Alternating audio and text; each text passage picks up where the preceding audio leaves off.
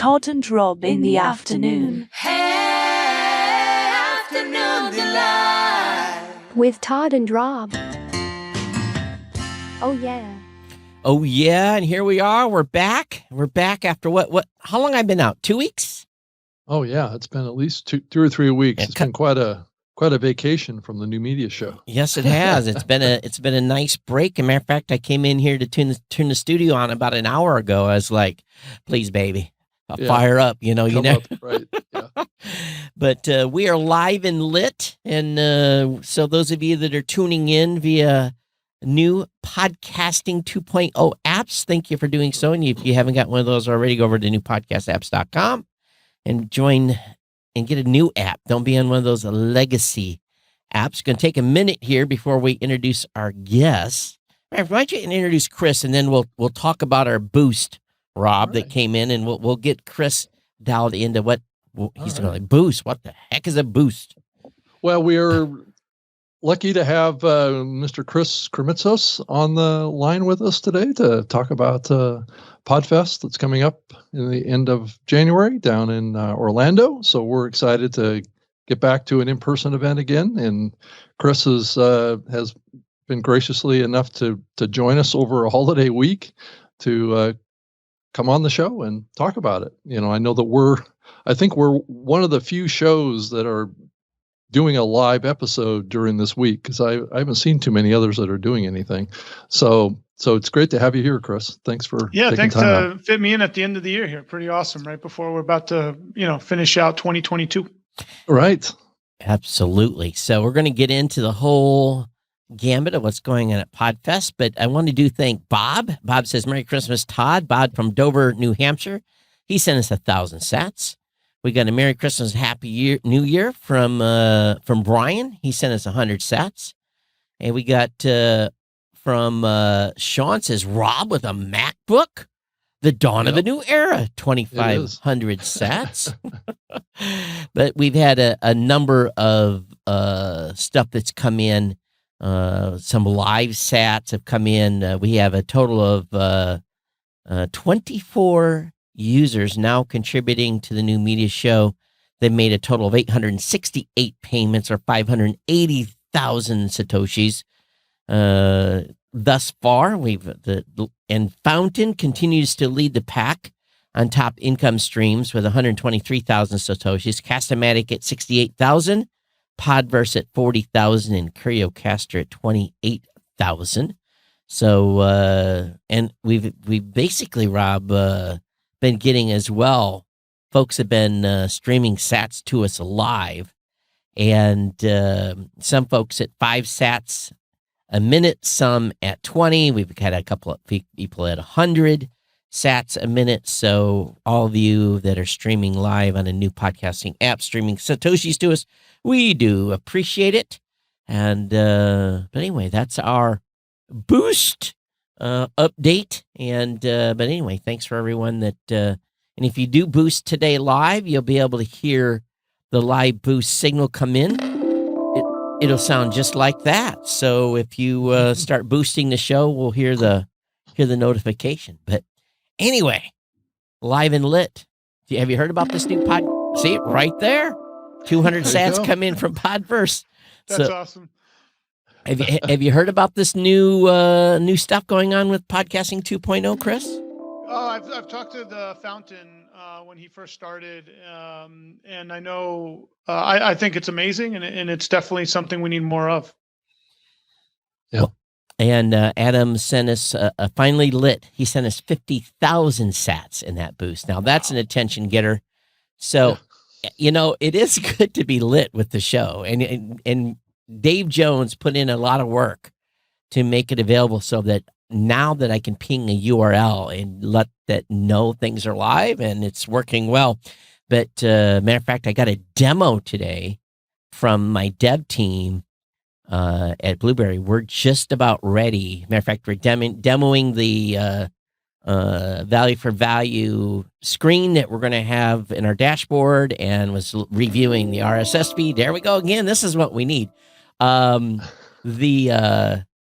And excited. We're going to be ready to roll this thing probably first of the year. And it's one of those situations where, we don't have to revamp it, but we gotta build it so that we can get other folks involved and get the podcasters dialed in. So the education piece is the next part of this, and we're excited about it. But we're here to talk about Podfest. So, Chris, I was just actually looking at airline tickets this morning.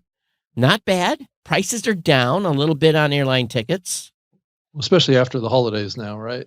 No, they've been pretty cheap around that time of year for quite some time. So have they? That's good. Yeah, prices are really good from what we've seen. Excited about that time of year. Hopefully it'll be warmer than the rest of the country. I don't know if you guys know, but last week I think Florida joined the rest of the country, which is unusual for us. But great time of year, January 26th to the 29th, and we're just excited to host our independent podcasting community. This is our 9th in-person show. Minus 24 is what it was here last week. Wow. That's cold. Yeah, that was the wind chill. I think it was actually in Michigan, right? In Michigan, it was in Michigan. It was minus 24. That's the coldest I saw it and I just only checked it once or twice, but it was, really like minus 9 was about the coldest it got. And I departed vacation early to make sure I could get home. I actually came home a few days early, but other than that, prices. In matter of fact, I went to price tickets. I'm getting ready to go to Vegas next week for CES. Car rentals are 50% what they were a year ago, which is bizarre.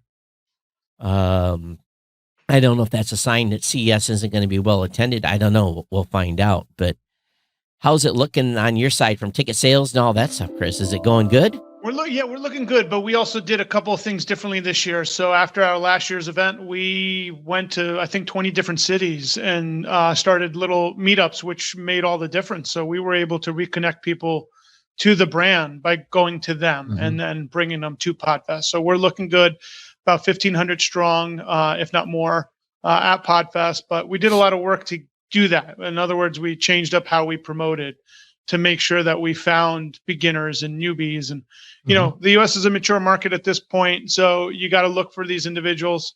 And we also created our Podfest Pro Track to help the podcasters who have been doing it for a while that have different needs. So we really tiered our offering to help each independent category. So we're very intentional this year out. Yeah, you really have to stay really intentional on trying to reach new people to the medium, because there is a constant churn in the medium, and there's new people coming in, and they just may not know about Podfest. It's just getting in front of people and letting them know. I know whenever I go to events, I'm saying, well, do you know about Podfest, podcast movement, all these kinds of events that are going on? And most people I talk to don't know about it, especially if they're new podcasters or they're new to the medium. They just don't know. So. And I think last year for us was pretty challenging for events. Yeah. And very, yeah. And we really, when it comes down to it, it's one of those situations where you have to weigh.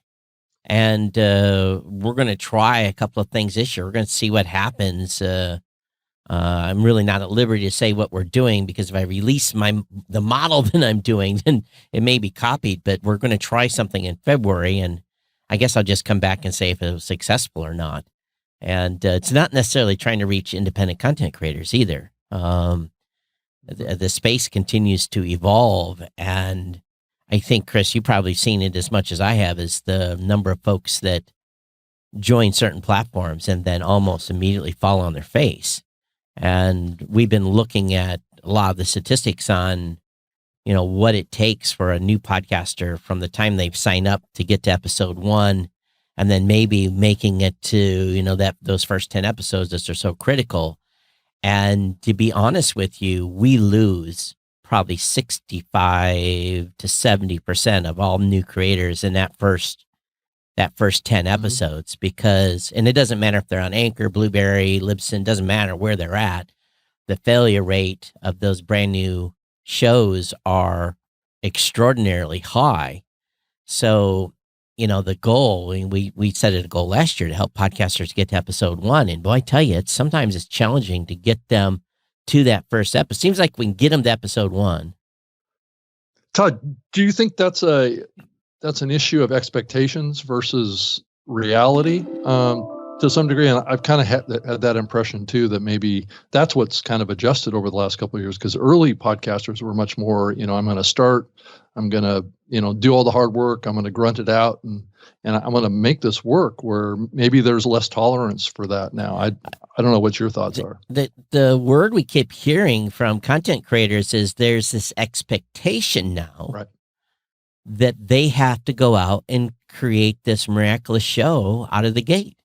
Yeah. There's been so much, you got to have an editor. You got to have all these things. There's the professionalization. And people are upselling all this. Oh, you have to have this to launch. And I really think it's putting a damper on independent content creators creating content, because do they have budget to do that to begin with? And also, the idea of just going out and buying an ATR 2100. Now you got to, they're being sold. A lot of these content creators, I talk to them, and I'm trying to talk to the ones that aren't making it. They're saying, I was supposed to buy a Roadcaster, and I was supposed to buy this. And I'm like, no, you just need a microphone. Right. Just a basic microphone to get started. And so I think, Chris, I hope as you guys are talking to these new content creators that have made the commitment to come to Podfest, let's get to 20 episodes. Let's not worry about money. Let's just get it. Let's get 20 in the can, and then we'll start worrying about the other stuff. Yeah, and I think that's the other thing too, is the expectation of monetization right out of the gate too. Go ahead, Chris. So we have an expo hall for beginners at this point, so they could get what they need, and we're trying to keep the active creators in a creator hall. And then it's tiered, because I agree with you. There are beginners that will, when they're exposed to all these different things, will be in tiers, because it's just too much information for someone that just needs to literally plug in a mic, get started, do a couple of episodes. But also, I think the other thing going on is podcasting is more casual now. In other words, in the early years, people were kind of like Rob mentioned, they were excited. They were going to go out and learn, and they were going to do more with it. Now it's almost like, my brother has a podcast, I have a podcast. It's kind of like how blogging went. So our goal really is to help the independents, and we're going to be helping the people that are active all the way to the beginners. But as we grow, I think we're going to be helping the more active creators, and that's just part of how the market changes. You got to change with it. So we're seeing a lot of the same things you both are kind of mentioning in different ways. I think we've all seen an equal number of looky-loos, and that's what I'm calling them, that have come to shows, and I'm thinking about doing a podcast. And you get a card to them, you get their information, and you follow up, and then nothing ever comes to fruition. And for whatever reason, life or maybe an expectation has changed. But I think we all can agree that creating content is not necessarily the easiest thing.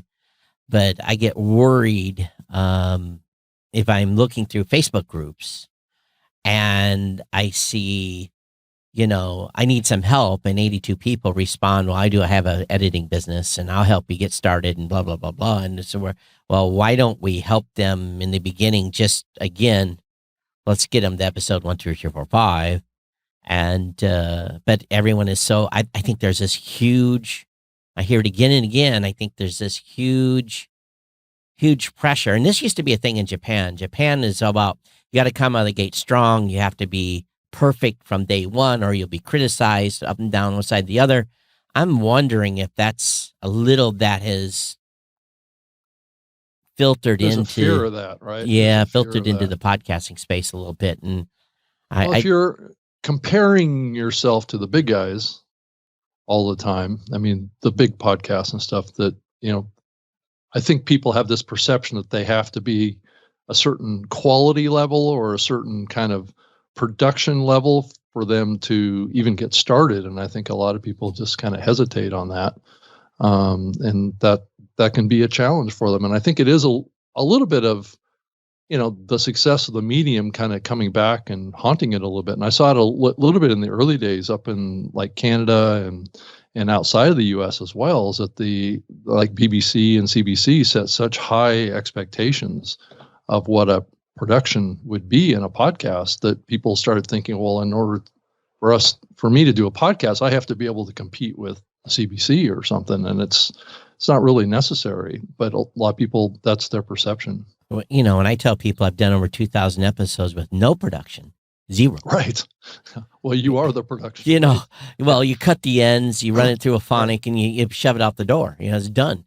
And I understand, but I would not still be here if I had to edit my show, or if I would have had to pay someone to edit my show. I'd have quit 15 years ago. So, I think this is the worry. So I think that if we're, Chris, as you're talking to these new content creators, and this baby stuff, let's get their product launched, let's get their brand launched, let's get all this basic stuff going. If nothing else, let's just get a damn episode in the can and up online, because I think once you do that, once you have one and it's in the directories and wherever you want to be seen or heard, then I think then it's easier. But we just, oh man, getting them to hit that first record. So Chris, let's talk a little about how you have your tracks organized this year, because I think you did do some different things coming out of last year's event. So we have an Expo Hall ticket this year that's $99, keeping it very affordable. In the Expo Hall, there's 2 stages, and it's all beginner education, kind of like what Todd was saying. Very simple. How to plug in a mic. What is a feed? I mean, very, very simple. What does your brand what should your little square look like? People don't think about those things. Do a little market research and then get started. And then we have a creator hall, and that's really for the active creators. So you're an active podcaster. Now you want to grow what you have. Great. You go into the different tech tracks, creator track. We're working with the podcast editor community. Steve Stewart, Mark Deal have been really kind. They're setting up Ask an Editor booths. So anyone that needs help in the hallway could ask an editor at any time they want, free of charge. So we could get people the help that they need. But we also have a pro, and the pro are for the people that are doing 5,000 downloads or more per episode. We'll have about 50 of those people. They've been invited to be part of it. As you guys could imagine, you'll get someone that might have 200 downloads telling us they're a pro. We kindly tell them, hey, by our definition, we're looking for this specific need set because they have different needs than what you have, and we do have a track for you called the Creator Track. So we're doing our best to give people what they need, but then combine them together so they could help each other. Yeah, I think that's a good approach. And it's true though. I haven't seen it.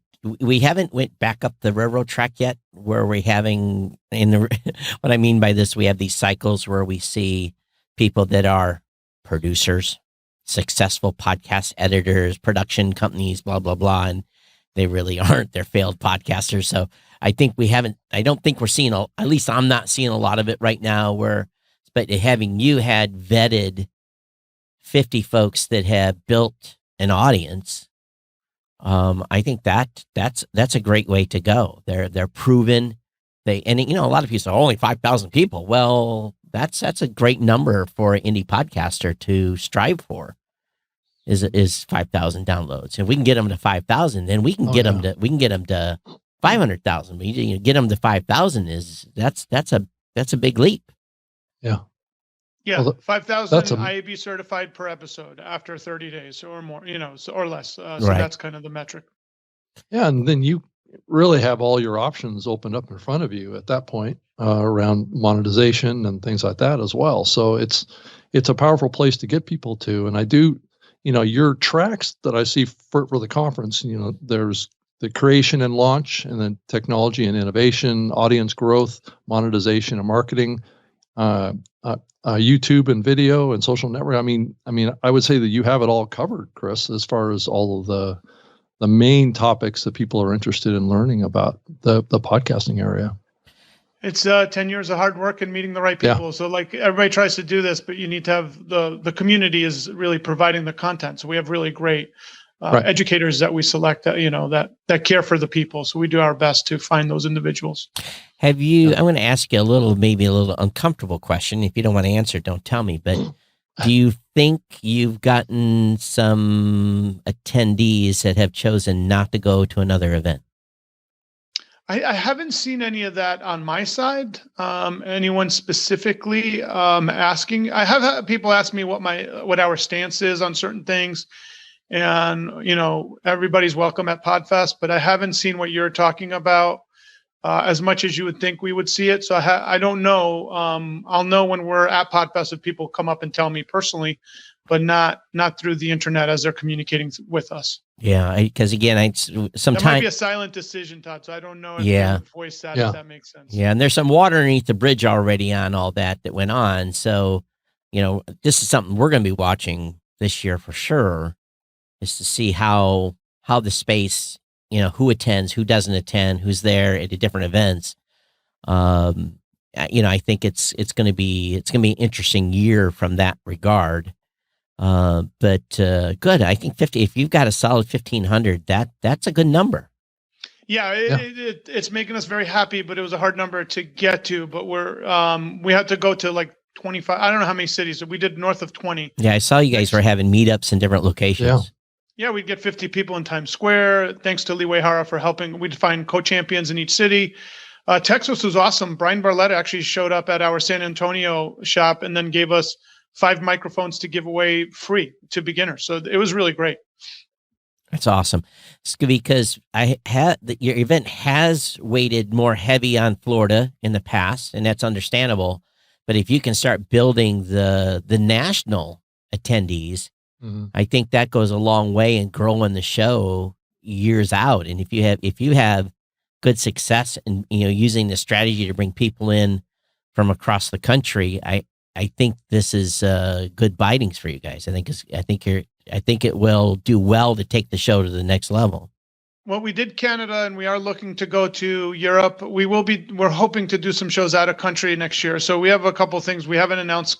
You've heard it here first, but we're looking at a much bigger footprint. So during COVID, our Pod Globals actually made the name pretty well known in certain spheres. So we could actually do events out of country. We just need local support. So we're looking at that after this year's Podfest, since we have so much time with the year left. It's in January. Then we have the rest of the year to create. That's interesting because Martin sent a boost. He sent 111 sats. He says, Royal Sticks timed up my Obly wallet. Podfest in Europe? ? Stay tuned. I'll tell you that. Yeah, that'd be awesome. It'd be more of a meetup, at a place with a couple of people, local talent. But we don't have profit initiatives when we go out. It's really, let's have a good time. Let's not put too much pressure. Make sure everybody gets together. And we love it. We get to meet people just like you guys. They tell you what's going on. You learn a lot about a local situation just by going out there and seeing what everybody's up to. So what do you think then? You did these 25 cities.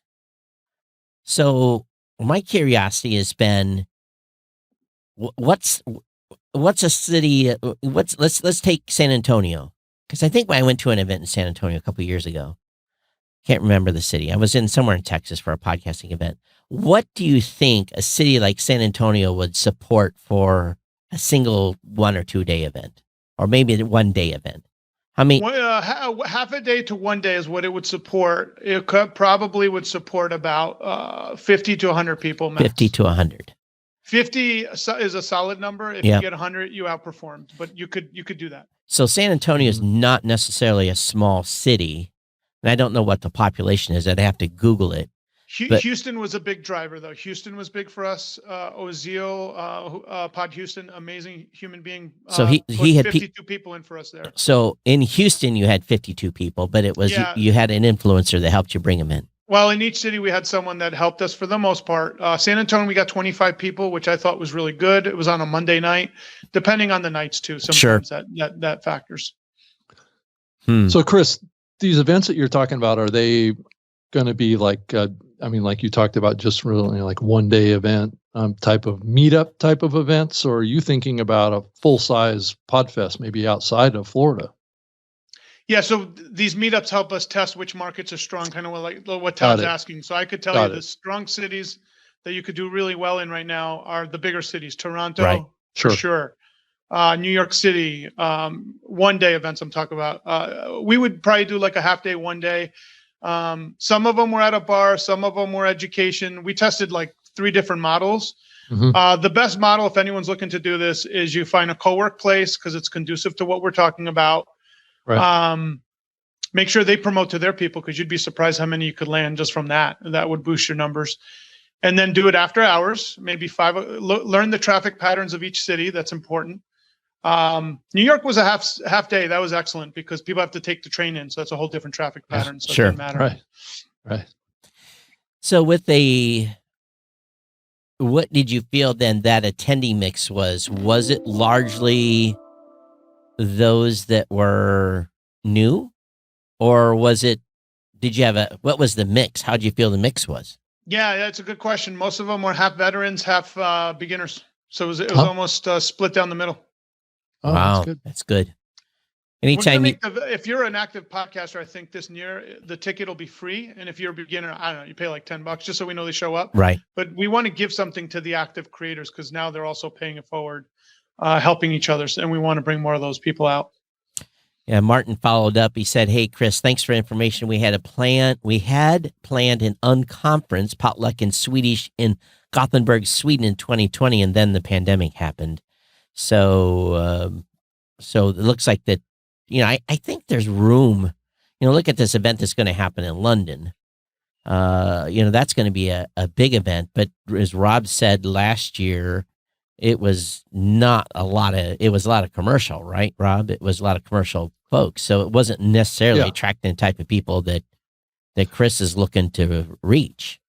Well, I think Europe just in general has catered to, kind of the professional class out of the gate more because of the concept that I was talking about earlier about the expectations like the BBC sets and things like that and how people think that they have to compete with those folks.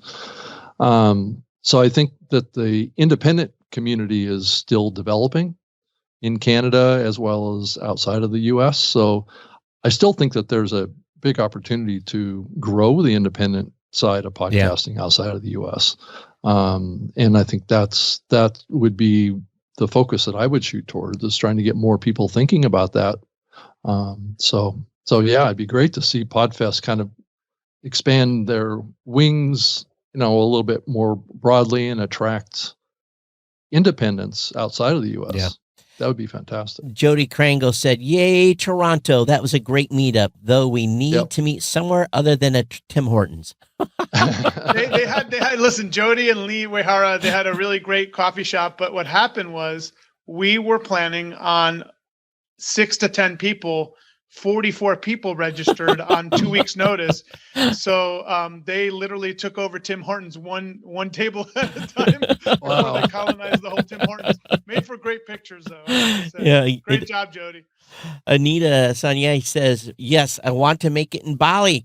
Chris, I shared the idea with Jody last week." So Anita's working real hard to get a podcast conference going in Bali in potentially August of next year. So international, it's Chris, I don't know if you heard, I went to Riyadh, Saudi Arabia, and met with creators, and there was literally 3,000 creators, brand new creators from the kingdom that attended, that was just in the Riyadh area alone. And it's if you listen to the episode on this show where we talked about that trip, and you'll have all the details, it felt like 10 years ago.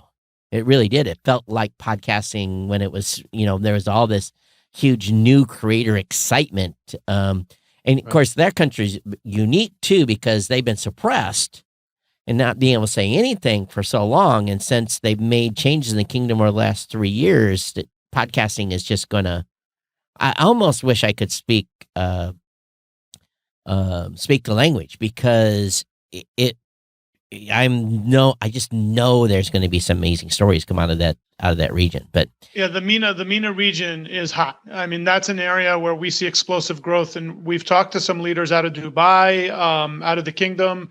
That's an area that I agree with you. That's one of the hottest areas in the world right now. It's Indonesia too. We're seeing, different parts. You hear it too from the leaders. Brazil's got some stuff going, but it's going to be a little slower, I think. But they have some great leaders down there. Yeah. Well, let's talk a little bit about the venue that you are holding this event at. It's the Renaissance Orlando at SeaWorld. So it's interesting. Why did you pick that hotel? Besides getting a good deal there, right? Yeah, I don't know about good deals anymore in Florida, but I would say Okay. it was the deal that we found that fit our standards. For those of you that don't know, Florida has like doubled in everything since COVID. So it's been actually, if we were incentivized to leave the state and do something somewhere else, next couple of years might be a good time to look at different cities. It's getting up there with Vegas, and all the event planners tell us as much. Oh, but it's a great hotel. It's one of a kind, amazing hotel. Well, where would you go? Any cities in mind?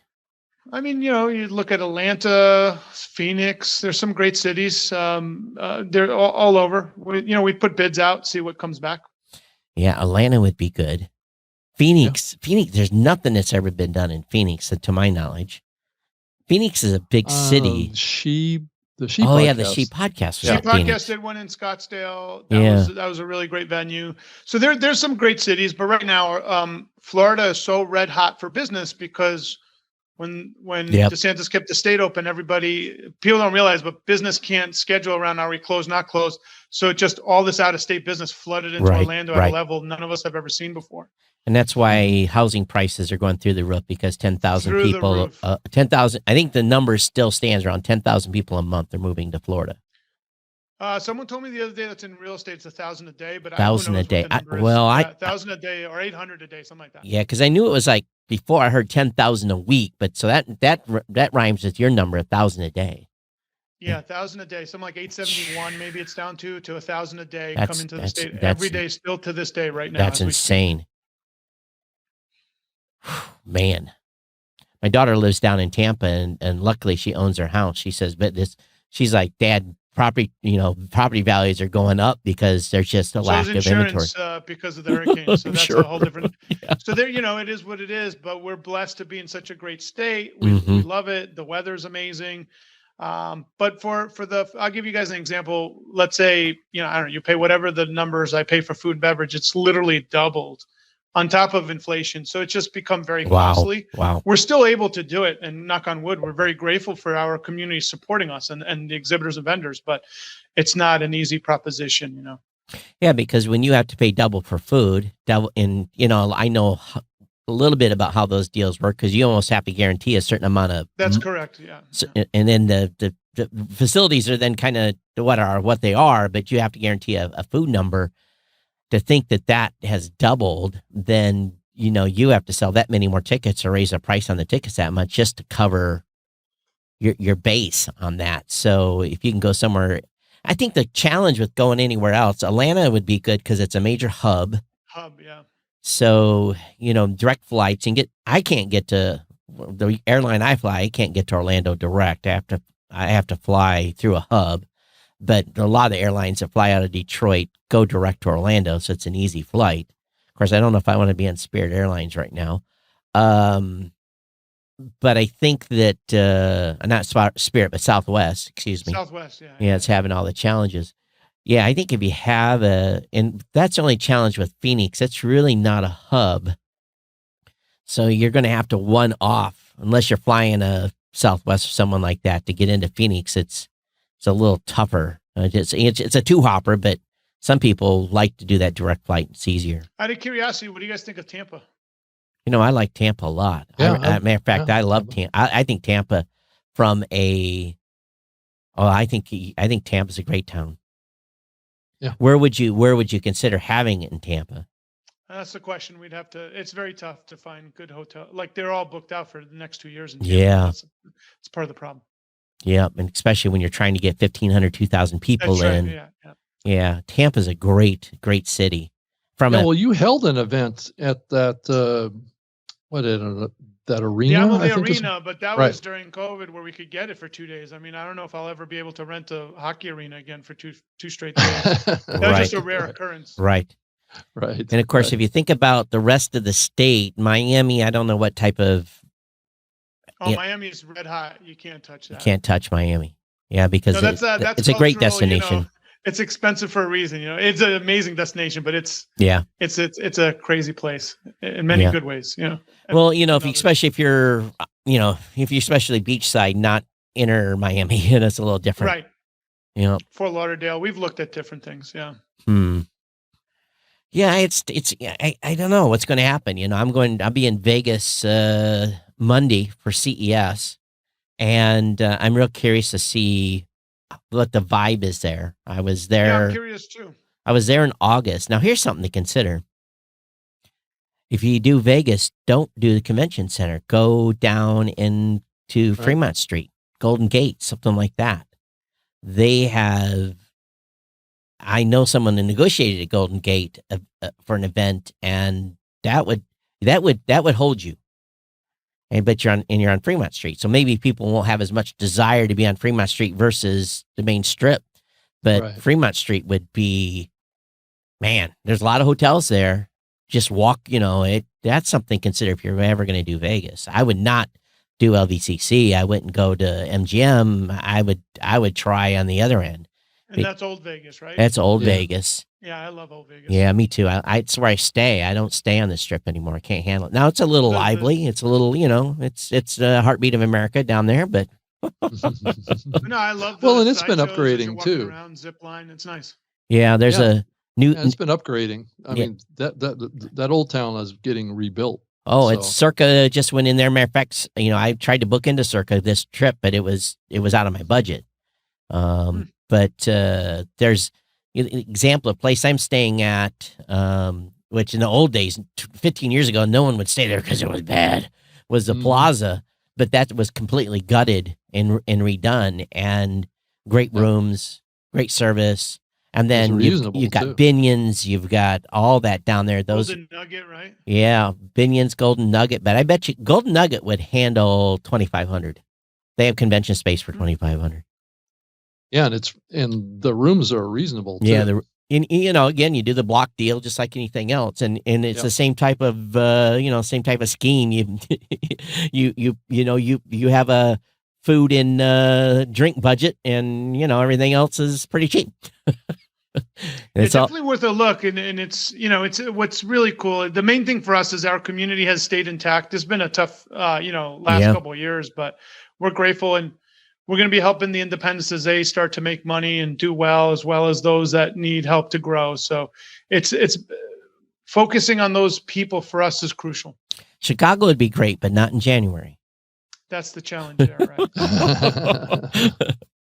My company used to do company retreats in Chicago in February. And the reason it was a retreat is we stayed and retreated to the hotel room. We didn't. Yeah. I love that. So thank Mike Newman, Boosting All Lives. Speaking of venues of event planner friendly, frequently mentions Atlanta, Denver, Columbus, Ohio as 3 second tiers. Columbus is a big city too. But Denver's a good one too. Yeah, but the problem with Columbus is, again, it's a hub, and not a hub. Denver and Atlanta are hubs. So What do you guys think about Charlotte? I went through Charlotte. I've never stayed in Charlotte, but I hear it's a beautiful city. Yeah, I don't think I've ever been specifically to Charlotte, but I think Charlotte in the springtime would be better, not in Yeah. January. Yeah, a little later, right? Yeah. But thanks for the 1, 2, 3, 4, 5 boosts, Mike and Martin. Thanks for your other boosts. So see, everyone's listening in live boosting. See how this works? It's better than email. Jody says Charlotte is beautiful. She says Jody says, yeah, I need someplace to flee the snow in January. So anyway, so people on Facebook and everybody are tuning in here. So I'm excited to come down and buy a few rounds at the bar and check out the venue and hang out. And I think it's going to be a great event. Is there anything that you're doing that's kind of special or different this year? I'm trying to look through your agenda, which is on the website right now. If you go to podfestexpo.com, you can kind of see how the event's coming together, and it looks terrific. Chris. Yeah, well, you know what it is? What Todd just said. This hotel has a huge atrium. So what's cool is that's going to serve as the connection point of everybody. Okay. And there's a cool mist bar right there. It's like a pirate ship, or it's designed to be like that. So it'll be a cool place for everybody to connect. We'll have our influencer meet and greet. We're going to be encouraging people to do promotional trades to help each other grow their show. If they like the other individual and they have a common interests. So there's a lot of things that we're going to be helping develop, collaborations with one another. Mm-hmm. We're ending Sunday morning. Sunday morning will be our gratitude brunch. So we're ending it for those that want the brunch and the gratitude ceremony. But the main days will be Thursday. We start off, Expo Hall opens, but Friday, Saturday, the 2 main days of the show. Okay. Yeah. We're going to be doing this show live on the 26th from 3 to 4:30, 4 o'clock time frame. Do we know who we're having? Have you picked our? I haven't booked our guests yet, but that's something I started thinking about today, actually. Well, that's good because the clock is ticking, Rob. We're less than 30 days away. It is. I have a feeling you won't have a problem getting anyone on the show. Let's put it that way. People are always excited to be on your show. That's great. Yeah, I'm not. It's just picking who that would be an appropriate pick for the show at the conference. I'm certainly open to your ideas, Chris. So one thing I was going to ask you, Chris, is how much pressure have you got from, or how much? What's the better word? How much of the? So we see who's basically spending a lot of money in the space right now, sponsoring events. What has your outreach been, or how is those folks? Are they putting their hand into your pocket? Or are they reaching out to you? What's some of those big boys? Have you had conversations with some of those companies, and how's that worked out? Honestly, I think for us, a lot of niche sponsors that want to reach an audience will come to us. The bigger guys might want to promote where they show up with their teams to network with the other bigger guys. Yeah. So, for us, we've just been very fortunate that we have a lot of niche, small, great sponsors that want to cover us, and grateful to Cloud Mike's, Roger Cloud, and the group there. Been phenomenal to us. As well as, Podbean, you guys have always helped us, Todd, all these years. So Libsyn. So a lot of that's really our core that has always supported us, Buzzsprout, all the different hosting companies. But as far as what you're talking about, we have talked to them. They will always say, hey, we're interested. And then they just never pull the trigger last minute. So I don't know if it's trying to get things together. And then we fall through the cracks, which it is what it is, part of business. Yeah. And I'm also feeling that sometimes we've seen let's just put this away. Event sponsors have some very weird sessions. And sometimes those sessions have minimal value for content creators. It's almost like, all right, we've spent this type of money. We're going to bring in, such and such person. And then the content creators really get almost nothing from it. People walk out just shaking their head going, why were they speaking? And it's also, Todd, it's this pay for play model that's kind of, I wasn't going to say it, Rob, but taken over, a lot of events. Well, I can certify to the two of you, 95% of all our speakers have not paid to speak. They are from the community. And that's a very high bar because it's just hard to do, but we figured out how to keep it pure. Yeah. Oh, that's good. I don't knock other events. They're trying to pay their expenses and stuff. So it's just part of their model. But our model is the community gets first crack. Then we save a handful of spots for our sponsors that, hey, can we speak? That's part of the thing. But we don't let that overpower the content across the board because people do notice it almost immediately. And Rob and I have talked about this for many, many years. We're fortunate enough we get to go to events and present and speak. And I didn't actually apply to speak at your event this year. I appreciate you guys are letting us come in and do the show. But it's always about, and even when we do the show there, we want to educate. And we want to talk about things podcasters are going to help them learn and have something to walk away and chew on. And I really at times, sometimes now I get into different sessions and I just leave because I feel like I'm getting pitched to. And I think that I know that you guys have speaker agreements and other events do too, but boy, I wish that there would be, I don't know how you can do it completely by totally enforcing it. But the second I feel I'm getting pitched to, I'm like, I'm out of here. It's an agenda driven training event. I'm not referring to stuff that I've heard at your show. Usually I'm stuck in a booth. I can't go to any events, but when I do get out to go and listen to certain sessions, the last thing I want to be is pitched to. How do you deal with that? We do a lot of calls with speakers, make sure that they know at the end of their talk, they could give away like a one pager, something of value. Sure. But it's not a pitch presentation. And honestly, Todd, you know this, in the past, I think we had someone try to pitch the audience. It didn't go over well for them. And I think the community learns as a whole, like that's not the culture of Podfest. So let's not try that here. Well, people are going to, the culture reinforces it as well. Yeah. People are going to slide through. We understand that's going to happen, but I think that other events, maybe even you are like, okay, you're on a list now, and good luck applying next year to come back and speak, because we're not going to deal with this monkey business. But I think speakers, if they just understand that you're there to teach people and give them value, and then that if they're giving, just like this show, if we give value is going to come back to us from the listening audience. And I just don't know. Sometimes people just get in that mode though, where they just gotta.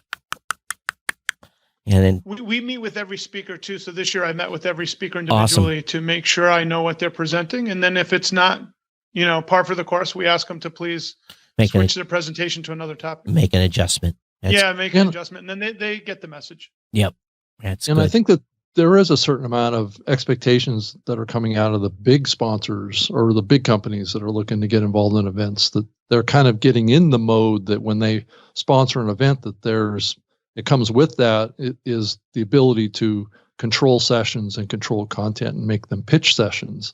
And I think that is one of the tensions. And I saw that a little bit with the event in London, is that, like a YouTube would come in and they would sponsor the event.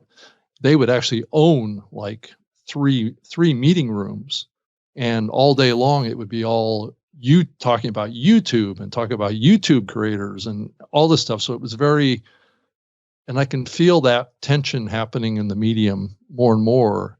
And that does fly in the face of what we're talking about here, of having educational sessions that don't have an agenda behind them. Right. And those sponsors coming in feeling like they can control that message because they've paid for sponsorship for that. So, well, I also know, Rob, there's events that are coming up where there are going to be companies that'll have rooms that are again running co-events at the same time that the main event's going on.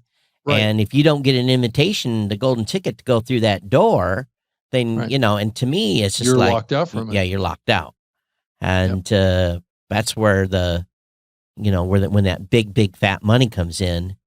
Is everyone's a commercial target then, and if you're being invited to something to sit, it's like, hey, you walk into a hotel and they go, hey, you got half a day to talk to us about timeshares? Well, we'll give you a free airline ticket. Well, that is not going to be a fun half day, because you're probably going to be, there's going to be high sales pressure tickets for you to put your name on the dotted line on something, spend money, Right. So, and just to be clear, I mean, I'm not demonizing that, because I do think that there's a place for that that's beneficial, but I think there's also this fine line of setting expectations too, because I think one of the struggles has been is that those type of events that do that aren't always setting proper expectations, and that's where it kind of goes south.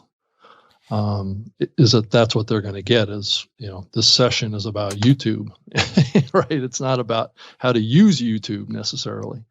So, right. Yeah. And it's okay if someone's there to give us an announcement about something that's coming. Right. Exactly. Chris, you want to be on the leading edge of that. If YouTube was saying they're launching something with podcasting, you want them to announce it at your show.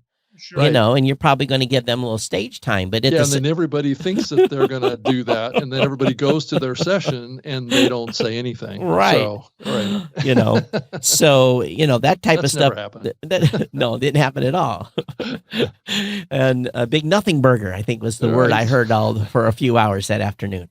But I think that. If obviously you're going to control your venue and you're going to control the sessions, and I know that's the hardest thing too as a host organizer. I remember talking to, who the hell was it? It was Dave Jackson years ago, when he was hired to do the content track for, it was when that other event that was going on in Vegas. New Media Expo. Yeah. Media Expo, And I think right. was it Dave? Was it Dave? It was one or two. Maybe it was Dave or it was Cliff Ravenscraft. One of the two. Yeah, exactly. One of those two. One of those two. Right. And they asked me, he says, you have any advice? I said, everyone has agendas to be a speaker, including me. The key is make sure that you pick speakers you can trust and that are going to be producing content and putting a message out that you want your audience to hear. And I'm sure you have struggles going through all the applications for people that want to speak, don't you? How many do you leave on the cutting floor? Oh, there's especially hundreds. if they're new. There's a lot. We try our best and we give them feedback, and then we have miniature talks that they could do to help. But you're right. People like yourself always pull a good crowd. People are always happy after they go to and Rob, you too, when you're on a panel, you put something together.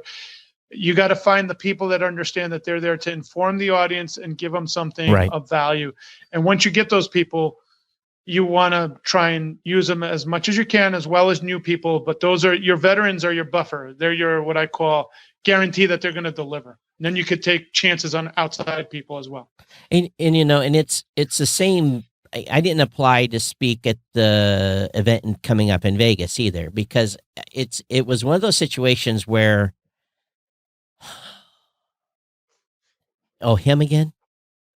He's speaking again? And I'm trying to and not. I'm in the same way. I'm the same way. I want to tell people what I'm thinking about. And I want to, I pick a topic every year.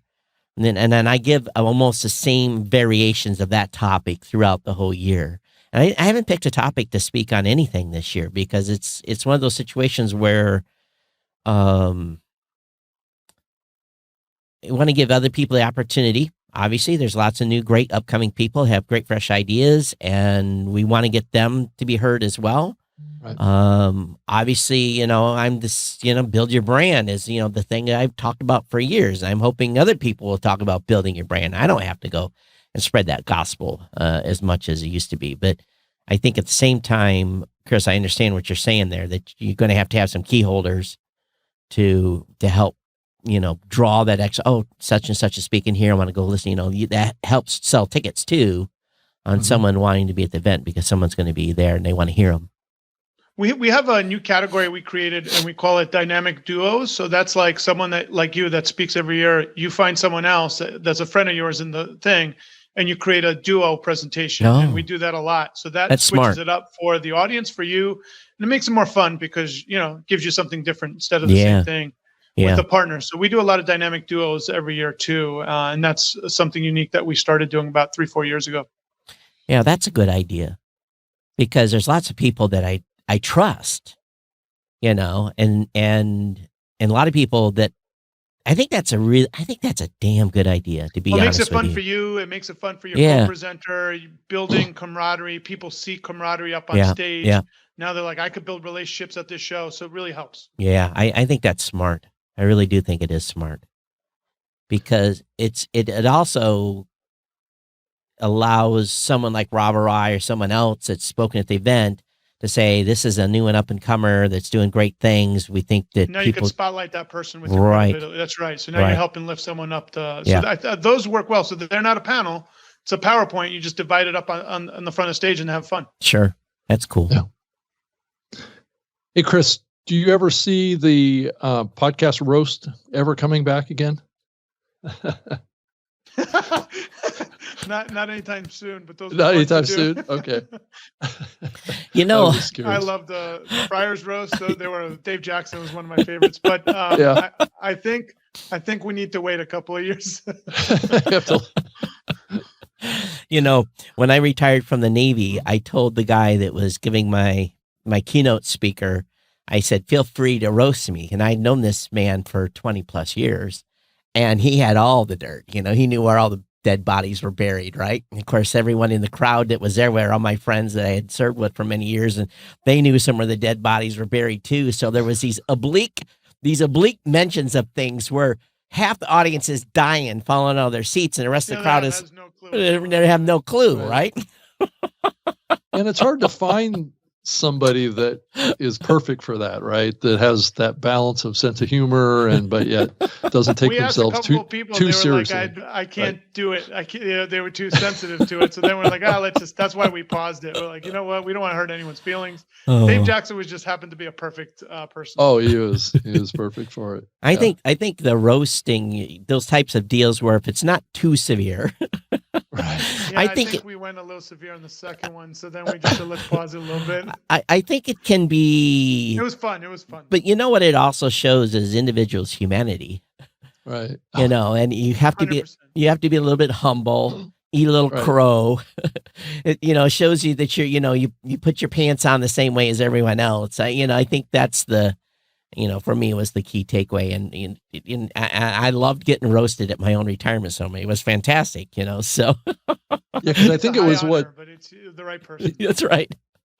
So I think it was Dave Jackson and who was it? John Lee Dumas was the John Lee Dumas was the other one, right? Right. I think he was really good too. It was a good pick. It was really good. Yeah. But some people got roasted that weren't even in the room. So we gotta watch the jokes. That's all. Well, a lot of the other roasters got roasted too. Right? Oh, for sure. We all knew it was coming. That was above board. But we just gotta. It was really good, I have to say. One of my favorite things we ever did. But we do have the Howl at the Moon party, after party on Friday night. That will be invite only. Joe Rubin, Mike Winston of Mopod and Cloud Mike have made that happen. So we're really happy about that, but that should fill up very quickly. And I'm trying to figure out the people that don't get the wristband, so to speak, can still attend and be part of it. Just they don't get the drinks. But we'll have buses taking people rotating back and forth from our venue to Howl at the Moon, which is a dueling piano bar. It's just a lot of fun. Our friend Mark Asquith's coming from the UK. Excited to see him. I haven't seen him in like 3-4 years. Wow. So a lot of people that a lot of us haven't seen have chosen this event. Timing is right for them to be out there. So I think it's going to be a reunion of sorts for some people that we love dearly, but we haven't seen in person. So your family of Podfest alumni, Glenn, did he, big move this year in getting acquired with the Horse Network? Glenn the Geek, yeah. So is he going to come and tell his story about that, or what? He'll be sharing some of that in the Pro Track. So one of the things that, and I'll ask him how much he is comfortable with, maybe even on the main stage, to share what because he is a big part of our community. But that's huge. I mean, he got acquired by a publisher, and the interesting thing about the Pro Track is we do not film it. A lot of it's private, proprietary information.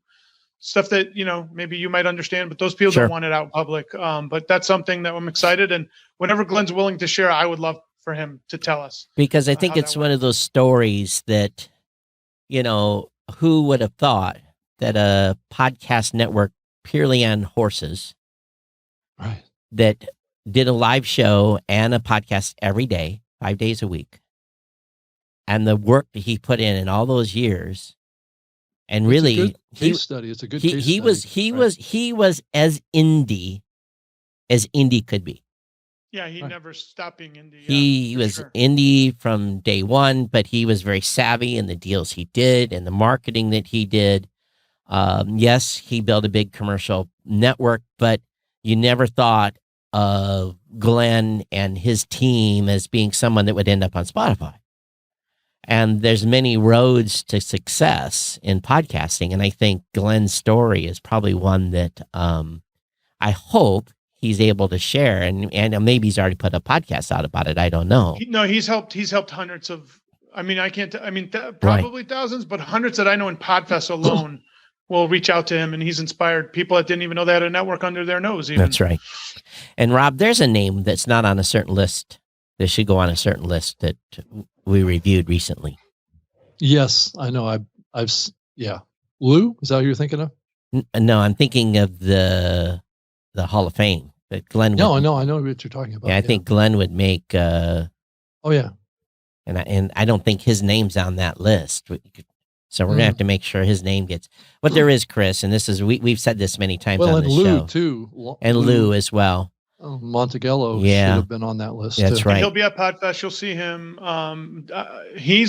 know how many stories I've seen big creators. They don't know who Lou is, but this is what they'll say.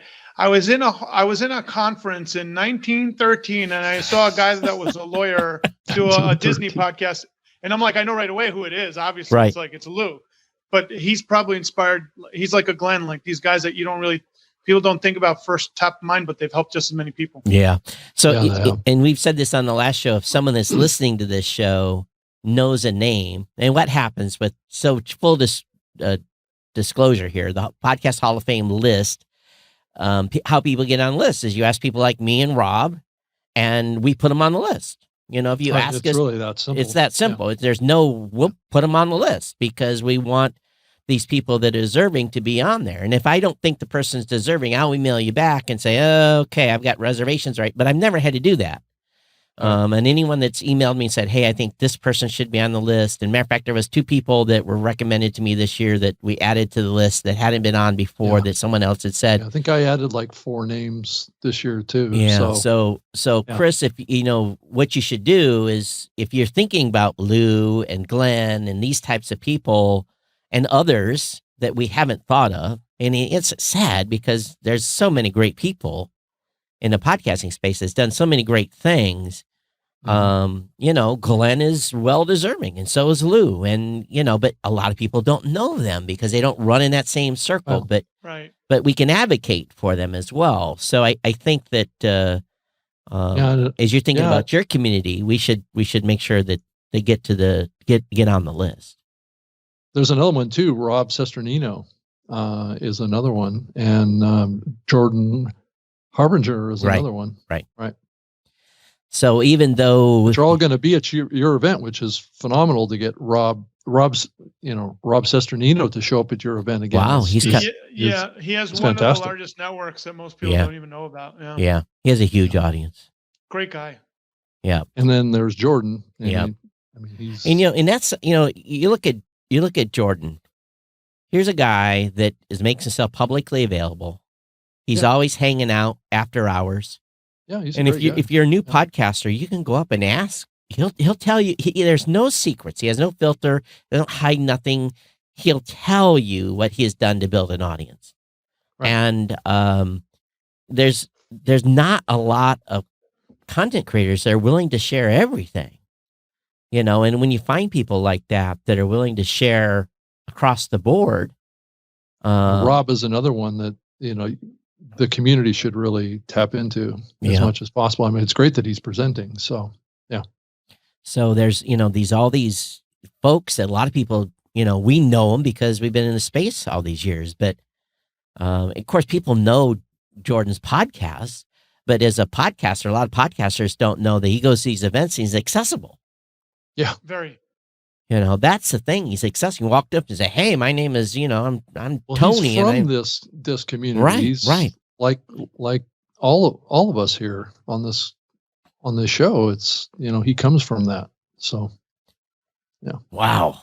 There's it's amazing. We are 18 years plus here, fellas, and and these iconic names in the podcasting space. And they grow by the day. There's more, but it's all these interesting different circles. There's this New York crowd, and there's a LA crowd, and then it's just kind of like these hubs of people, and they don't get a lot of this. There's not a lot of intermixing.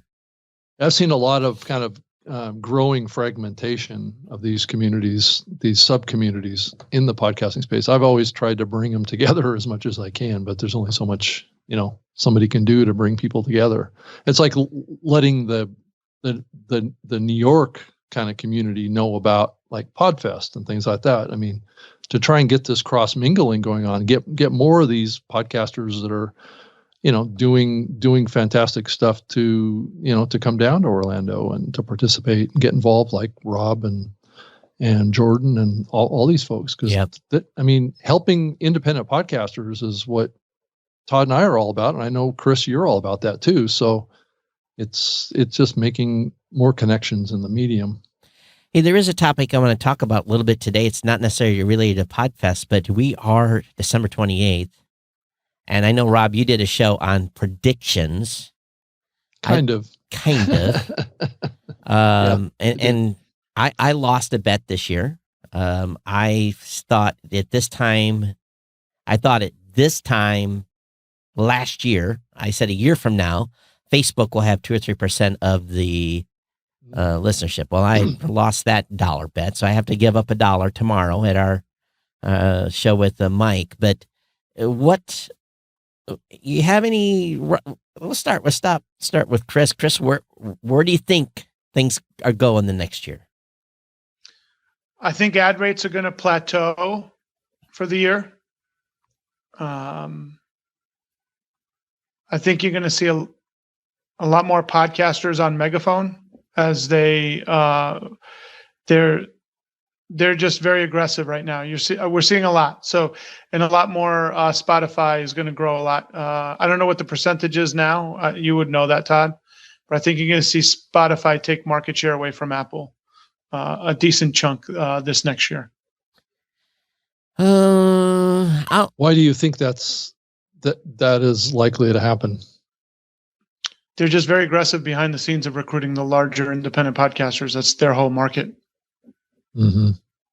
So in that, they get promoted a lot to listen on Spotify. So I think you're going to see that. I also think what Todd is doing with Fountain, the 2.0, I think that's going to start really growing. It's going to take years, but I think you're going to see a lot more traction in that department for sure. Rob, where do you think we're headed in the next year?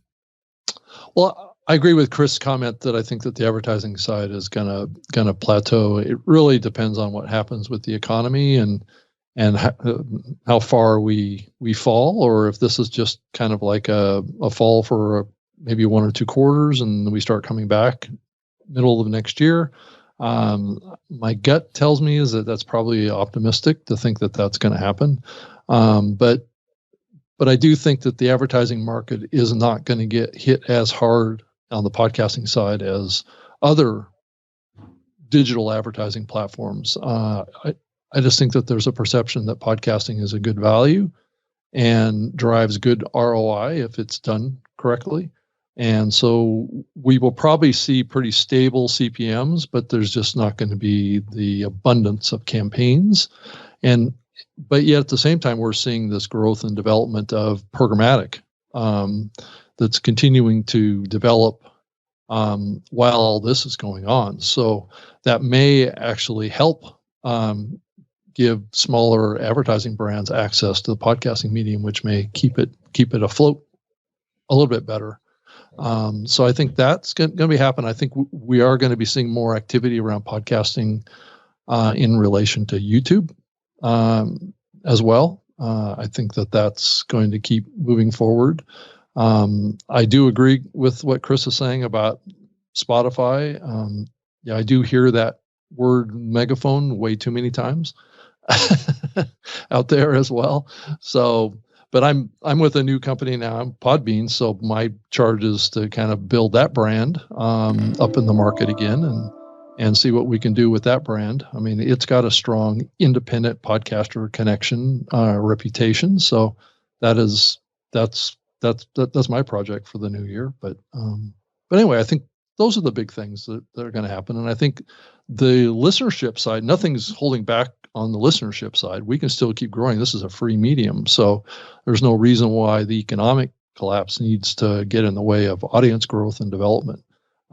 So I think that's what we need to keep pushing forward on as well. And the podcast 2.0 project, I think is going to bring that innovation, like what's happening on this show is a good example of it. And so I think that's going to need to continue to get pushed forward. And the podcast standards project is charging forward.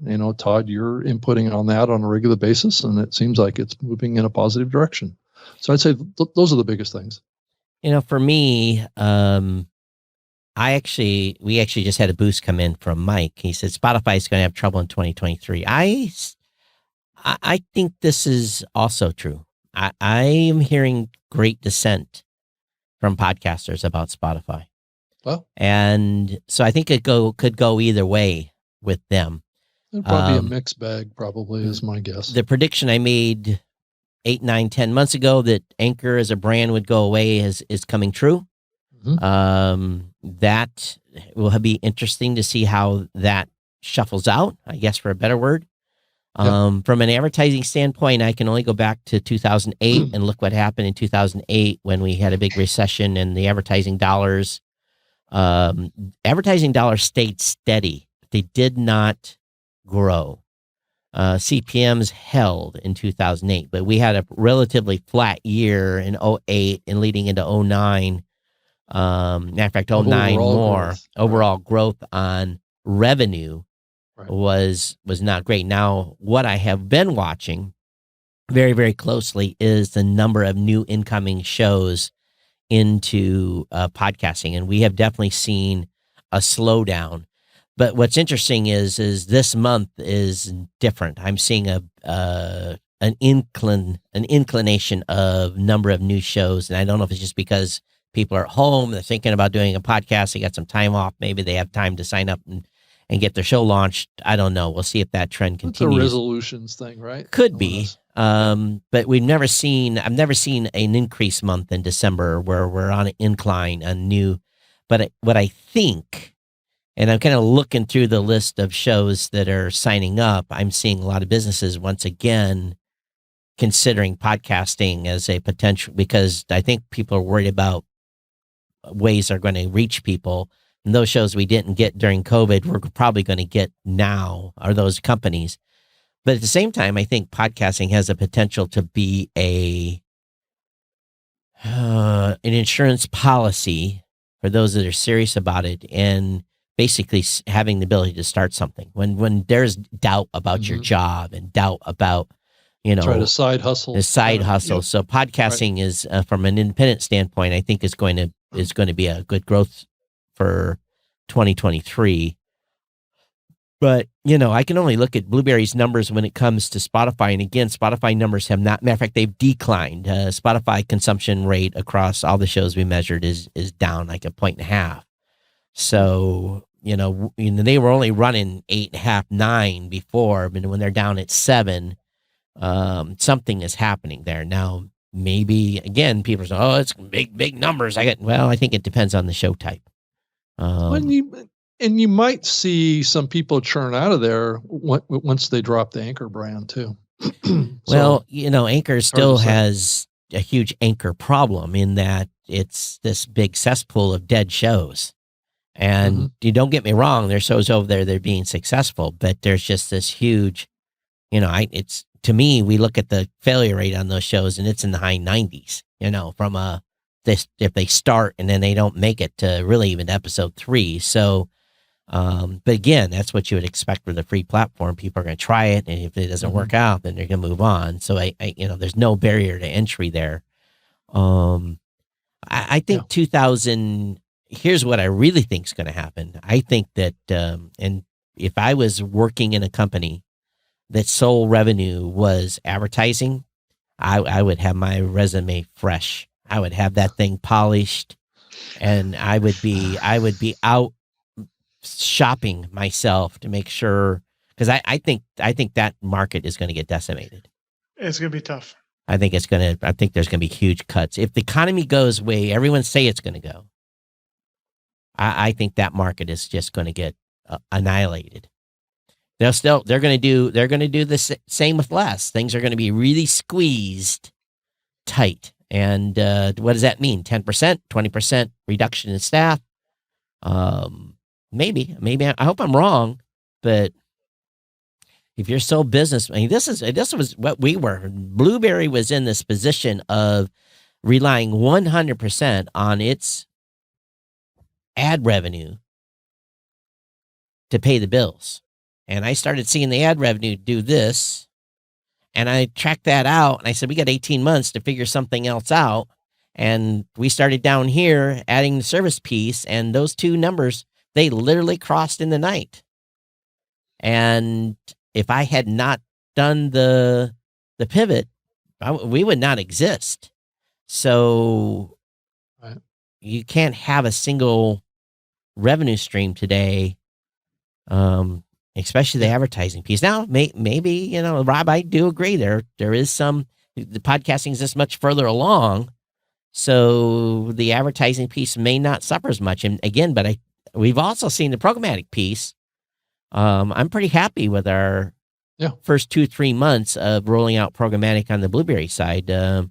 We wrote some nice checks to some podcasters here a couple of weeks ago, and that would have never gotten checks ever before. Now, some of them are, they got to get to the point where they're going to get a check because we have a minimum. You got to make $50 before you get a check. Some did not make that in the first round, but they'll probably.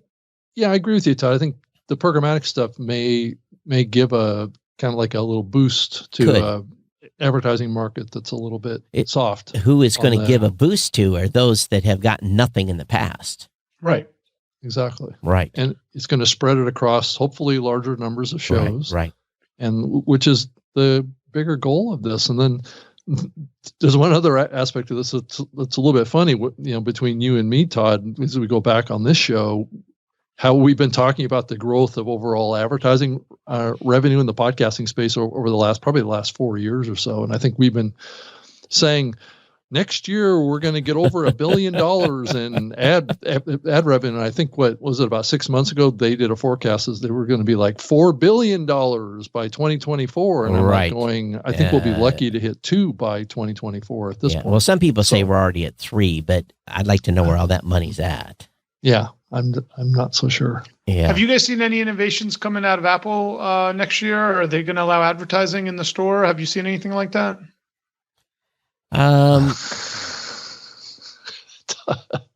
Well, all I can say is what I know and what I'm allowed to say, and is that, right, exactly. So Apple is definitely paying attention to what's going on in the space.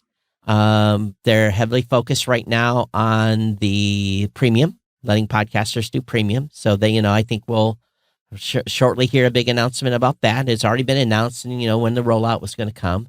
So I think we're going to hear something soon on that piece. What they do next, I don't know. So I'm not under any NDA, but I think, Apple's listening to the show, Chris. So I think we'll have to see what they do. They're not going to hurt the podcasting. And here's my opinion. I don't feel they're going to hurt companies like Triton or Megaphone. They're not going to impact their businesses by usurping them. YouTube might, but I don't think Apple will. Time will tell.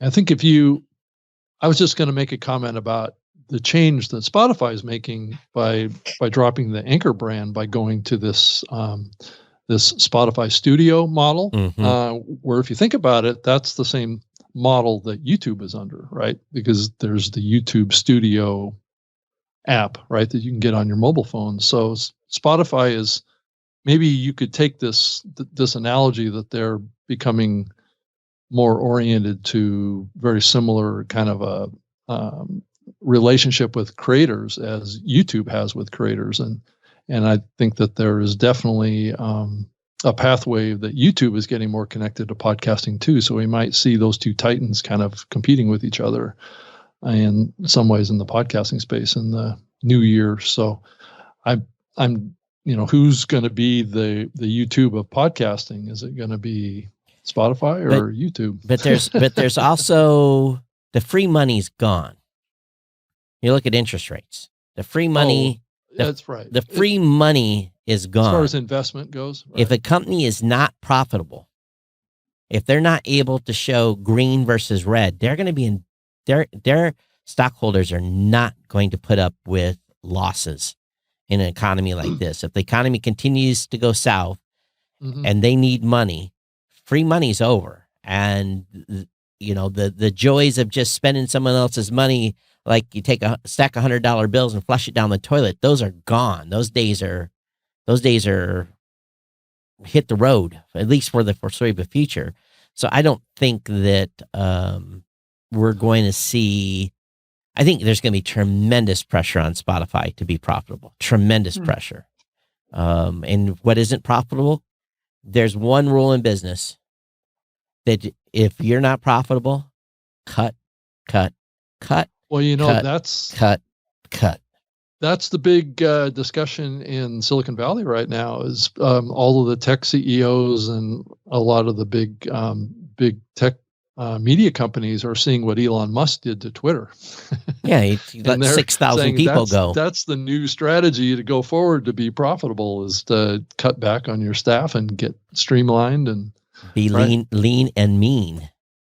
Right. So, and those folks are not going to have a hard time finding a job. Because, be honest with you, Twitter and Google and Apple, they've sucked the life out of the development community for everyone else that's looking for devs.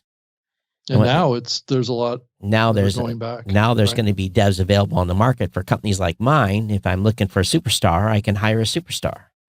And I've got a great superstar team. I don't need anybody right now, but if I wanted to hire another superstar, I could probably get us another superstar at this point. Yeah. Though at the same time, I think there's an expectation the employees have to perform now more than prior.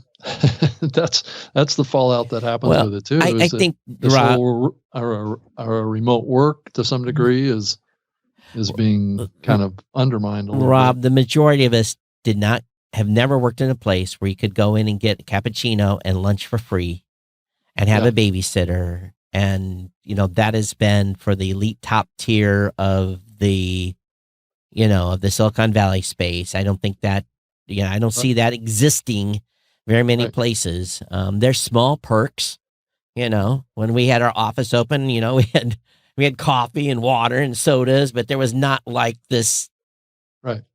It wasn't like it was catering lunch every week. You didn't have a masseuse for the team? No.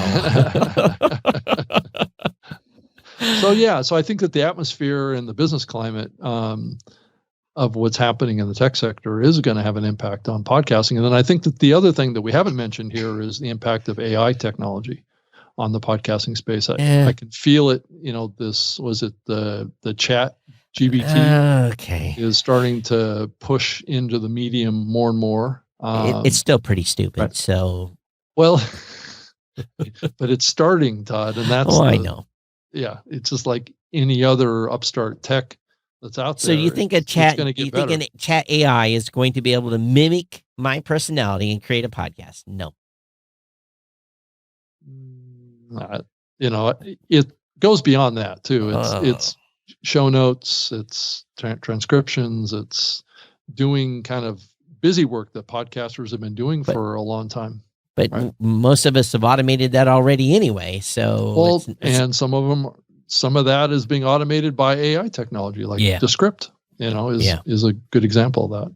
Right. And what Adobe's doing is getting people's attention too. So I've been a big Adobe user for years. So we'll see what happens with that. Oh, and Adobe just came out with a podcasting. Yeah, that's what I'm talking about. Yeah. Right. Okay. That's what you're talking about. I don't know. I guess we'll see what happens. Usually our predictions never come out. I'll say this. We're just going to have continued steady growth. Right. But Chris, we're getting towards the bottom of the hour here. And for those that are still listening here, we probably should share with them how, if a listener to this wants to attend your conference, what's the best way to proceed on that? Just go to podfestexpo.com, hit the ticket tab, and join us in Orlando in late January. And let's have fun and hang out with Todd and Rob here when they're doing the new media show on site. Yeah, it's going to be great. And Rob, you got to get busy and picking the. How many are we going to have? 3, 4, 5? I think probably two guests, maybe. Yeah, that would be a good number. Yeah, I think. But I got in trouble being that Chris has given us getting too many. Chris get how long do we have? 60 or 90? How many minutes do we have? I believe we're set 60. Was 3 40? to 4 o'clock, but I was told that we could go a little longer too. Oh, okay.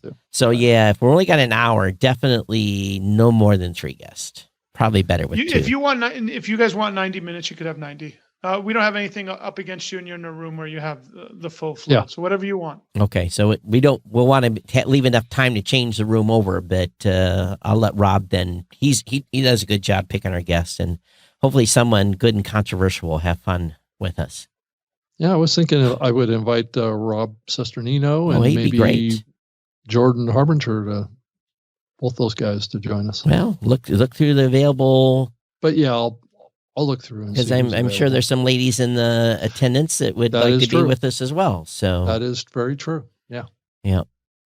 But all right. Well, again, everyone, go to podfestexpo.com, get your ticket, join us in Orlando. If nothing else, if you're up here where it's cold, get away from the weather for a few days, be able to have you even do a little bit of pool afternoon, right? On Sunday or so. Was that the plan there? Absolutely. Yeah, that's the whole plan. Enjoy Sunday by yourself or with your family or whoever you know hanging out with. Should be a nice time. Yeah, I'm looking forward to escaping because it's gray here in Michigan this time of year, and that gray kind of like presses against you. So if nothing else, you get a tax deductible vacation where you get educated at the same time. So for those of us that live up here where it's cold, this is a no-brainer. I'm going to Vegas next week when it's cold for CES. That's going to be no fun. There's going to be no drinking on Fremont Street because I'll be sitting out there shivering, holding a beer, Hopefully it'll be nice and warm for all of us late January. I'm done with the cold. Yeah, this was a little bit of a weird thing that, comes down through. We didn't get much snow, but boy, it was cold. That is for sure. Well, Chris, thanks so much, and we'll see you in Orlando in just about 30 days from now, or a little less. Yeah, Todd and Rob, thank you for all that you guys do for the industry with the new media show, and thank you both for you guys help so many with the respective brands. So I appreciate you guys. Yeah, thank you so much. Thanks. So, okay, bye, Chris. So Rob, we're almost take care, Chris. Thanks for being on. So we're just about there. It's almost New Year's, almost 2023. Any more predictions? That's I'm just trying to think, is there anything else that I've been thinking about or how's the new gig? How's Podbean? Podbean's going good. I'm just trying to get acclimated to the company and get to know the team, and there's a lot of legacy there, Todd. I mean, this company's been around for a long time, since 2006, 2007. So it's been around almost as long as Blubrry and Libsyn and all that stuff. So there's a lot of legacy there. So yeah, we actually started business in 2005, and most people we didn't really come out of the gate hard until 2006. So yeah, and our model was different back then. Yeah, and I think that's the big thing to think about too, is that Blubrry and Libsyn and Podbean are from a different era than so like a Buzzsprout or some of the newer platforms that have come out. So there's a lot of legacy that's in the platform, but there's some differences between all these different companies I work for, even Spreaker.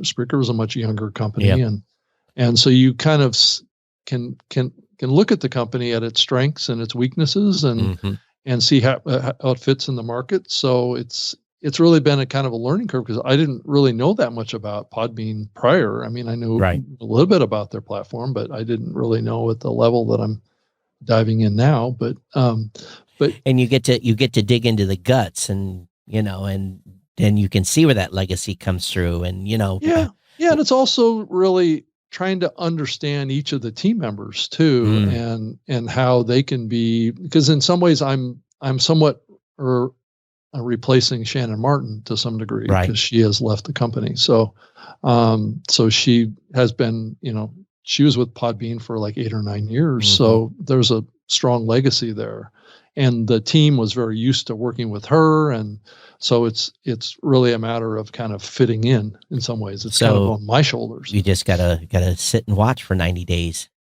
Well, yeah, and learn and contribute and participate and see how things work in their natural way before you even think about making changes or anything. Yeah. So that's the big thing. And then, and just trying to think about podcasting going forward, and how that company can be pulled into like the podcast 2.0 stuff too, because they haven't really been engaged in that. And so trying to get that team exposed to the opportunities of, working with this new kind of, namespace, and how that might change the dynamic of the company, just kind of like what you kind of dug into 100%, and seen, what can be done there. And so I'm really kind of still optimistic about the podcasting space, and I definitely want to continue to create content and be a positive contributor to the industry and the discussions around important topics in the industry, and our frankness on this show. I want to continue and into the new year and see how we can keep adding to the conversation. I don't know, Todd, what's your thoughts on all that? I had a good literally 10 days to. And it's the first time I really disconnected in a long time. I know you were really out of pocket. Yeah, I didn't check email. I didn't get on Slack. There was one thing I had to do for a legal issue one weekend or so. It took a couple hours, but it wasn't for legal. It was we're going through an IRS audit, which is always fun. Of course, documents. Fun. Yeah, it's just a formality. We're good.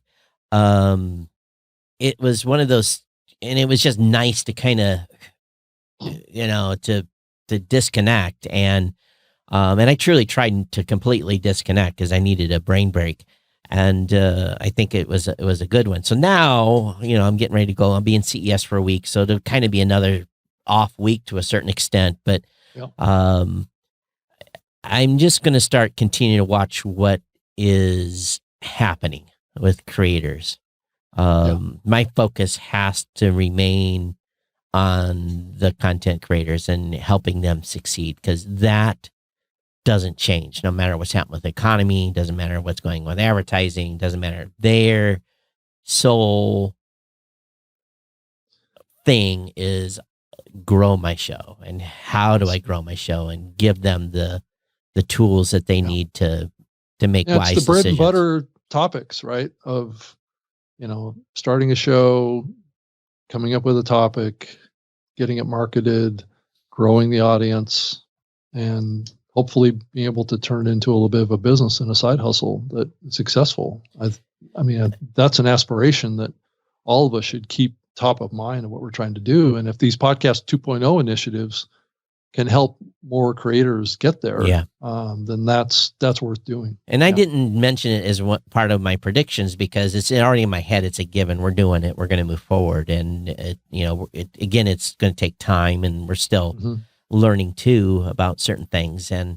But I think that it's an exciting time to be in the podcasting space, and that has not changed. But I'd like to see in my dashboard here that I'm looking at from Saturn, the Saturn dashboard, which shows me this activity. I want to see these income streams to be Overcast. I want to see Postomatic. I want to see all the other apps, not just Fountain, Podverse, Cast-O-Matic, and Curiocaster, being part of this ecosystem that we know as Podcasting 2.0. And the lit and the Satoshis and all that stuff. It's everything. It's and there's been lots of heavy discussions about cross app commenting on where that could go. That's still, I know it's on Adam's mind, it's on others' minds on how to, and I've been thinking about that a lot and those types of things. So, and of course, this initiative, I don't think it's been formally announced, but we've been public about working on this organization that is going to help with the Podcasting 2.0 initiative, and from a developer and hosting company side, and potentially some other participants to on the listening side too. Right. And matter of fact, I was working on the membership requirements. When it's all done, if you get pissed off about the membership requirements, I drafted them, and we're going through negotiations on them now. Yeah. So if you don't like them, you can be pissed off at me. But it's one of the things that we're trying to, as a community, we can all compete, but we have to work together to take this to the next level, because Spotify's not sitting still, and Megaphone's not sitting still, and they could give they don't care about what we're doing in Podcasting 2.0. They actually probably don't want us to be doing this, I'm sure. So we're going to continue to move on, and with the sole And if they're going to continue to cherry pick big shows, as soon as we start giving big shows some of this understanding of some of this stuff, they're going to go, oh, I'm going over here, I'm losing that. Mm-hmm. Then that's the grass may not to get them back. The grass may not be as green on the other side of the fence. Mm-hmm. So, well, that was the platform that criticized RSS for not being innovative, right? Right. So if we out innovate them, then that's an interesting dynamic. And just from a personal standpoint, from a business standpoint, I can't wait for the Anchor brand to go away. Mm-hmm. I can't wait because I don't think it'll have the same impact being Spotify Studios. Mm-mm. I don't think it will. And do you think they're just it's not going to have that? It's not going to have a podcast association with it anymore. So I don't think. So the sooner that happens, just from a competitive standpoint, the better. But we've been surviving and growing with them anyway, because we graduate shows off there all the time. It's like, it's people figure out after they've been on there a while, they're kind of in this silo. And so we'll see what happens here. But we're going to continue cranking, continue working. I'm not ready to retire yet. Yeah, right. And how long will we keep going, Todd, is the question, right? Well, what else am I going to do? Well, that's the question I keep asking myself too. It's like, well, why not? I come from a family that really doesn't retire per se. I'm sure at some point I'll, maybe another 10 years want to throttle back, but maybe podcasting is like playing golf, Todd. You can play till you're in your, 70s or 80s, right? Well, when you retire and you turn on the Blube tube, you might as well just start the time clock for when you're going to be in a box or in an urn. So you have to stay Todd, busy. are we going to be still doing this show when we're 80 years old? If we are, I would be shocked. Wouldn't it be funny if we did? We were like, we would then truly be the two old curmudgeons. But it's unless someone comes in and gives me an exit, and someone comes in and buys my company and gives me enough cash to sell off into the blue while yonder.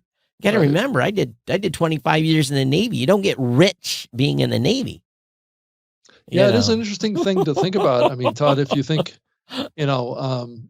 let's say we do keep doing this show for the next 10 to 20 years, how will the world be different, and how will we be different? We don't want to be listening to those old tube dudes. Right. Yeah. There's probably something about that, right? Yeah, potentially. Like our audience will drift away as we get older. Anita says, couldn't find on YouTube, Todd. Yes, there's only one YouTube channel currently, Anita. It's my Geek News Central channel. That's the original. We're going to have to maybe think about doing something different with that at some point. But yes, there's not a new media channel. It's part of this show is part of the Geek News Central family. At least that was the original thought 10 years ago when we started this thing. So, well, it was part of your network. Yeah, it was a Saturday morning tech show before, and then it migrated, and we've never really created if we get 1,000 people to go over and sign up for a YouTube channel, I'll start a new media channel. Just we can get one put together, and then if we can get 1,000 subscribers on there, then we can stream. So, yeah, and if we, is there any other way that you would want to produce this show? I mean, you still wanting to keep doing it the way we're doing it, or is there any kind of upgrade that you're thinking at all? Well, I'm open for ideas. All of you that listen and watch this thing, let us know, what should we do? I've got another studio next door. I could stand up and do the show, but I don't know if I want to stand up and do the show for 90 minutes. Yeah, that seems like a long time to stand up, but it'll bring a lot more energy to the show, Todd, if we were to stand up. Right. Now, I will say this. I have 2 cases of the summer edition strawberry apricot Red Bull left, and this has been discontinued by YouTube. By Red Bull. It probably will be blocked on YouTube. There's a rumor they're going to bring this back and make it the edition. It's going to stay. But my daughter found, I think, the last case of this on Amazon and got it for me for Christmas. I don't know what she paid for it, because they're scalping now for these at like $4.50 a can. But she got me a case of 8 ounces, so I have it. I'm I'm going to be rationing these. So, Rob, if you see me drinking the orange Red Bull, make sure you tell me, Todd, you need to ration that. So, hey, Todd, one challenge that I would like to challenge us both on is how we can grow this show on YouTube. Get this show bigger on YouTube. I mean, what do we think it's going to take? Is it telling people to smash the like button and, that kind of stuff? Or is it, what do we have to do, you think? Maybe we have to bring another audience? I think maybe we have to bring another co-host on. You think so? Mm-hmm. How many successful shows do you see that have three co-hosts a lot. that are on YouTube? I see 3 or 4. Really? Okay. But they're usually in a room together. They're not remote like this. Okay.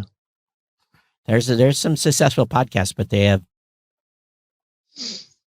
we can do I'd like us to think about that a little bit more. I mean, how can we up our game in this area? I think that the shows that are successful on YouTube seem to be, they're more rambunctious. Really, yeah, they're controversial, or they're at cutting edge, kind of edgy topics, very niche and topics. very non-pod safe and very non-advertiser safe language and all that stuff. So I guess if you look at like a Joe Rogan or something, yeah. Well, Joe Rogan is Joe Rogan. No one's going to duplicate Joe Rogan. And I don't know. I've thought about trying to do something on YouTube, but I don't have the energy that the frequency. It has to go to a whole different level. And it's got to go to more episodes a week. No, it just has to have. It has to be really like focused, almost scripted. I'm just not willing to go there. You have to have like almost like talking points and, I don't know, meetings. Who wants meetings? No one wants stinking meetings.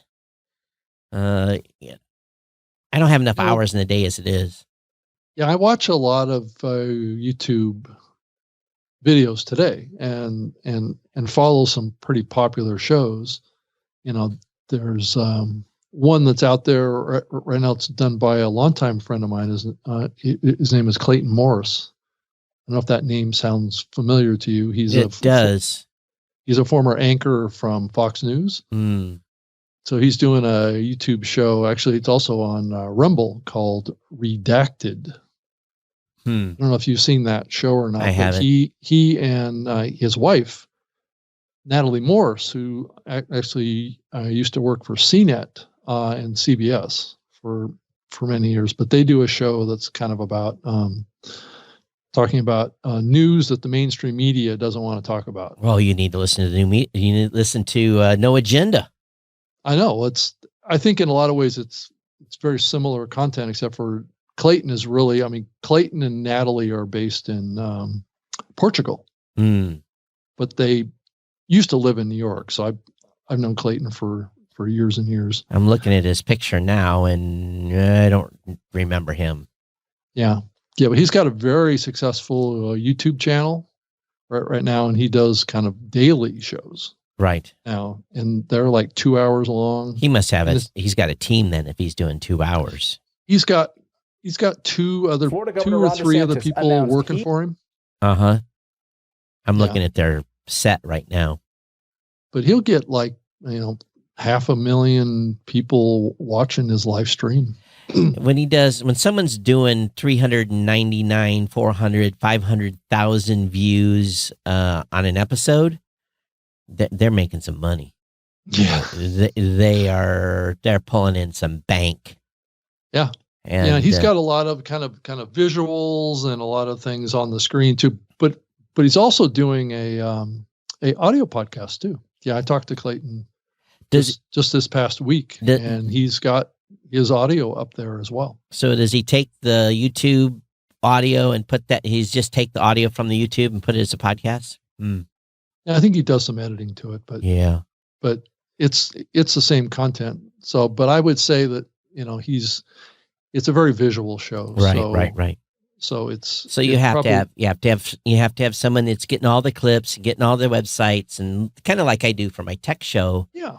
You know, and be honest with you, it's my budget for Geek News Central for my producer isn't too bad on a monthly basis. Does all my show prep, and I show some of the website pages and some of that. We could do some of that, but I don't know if we've got.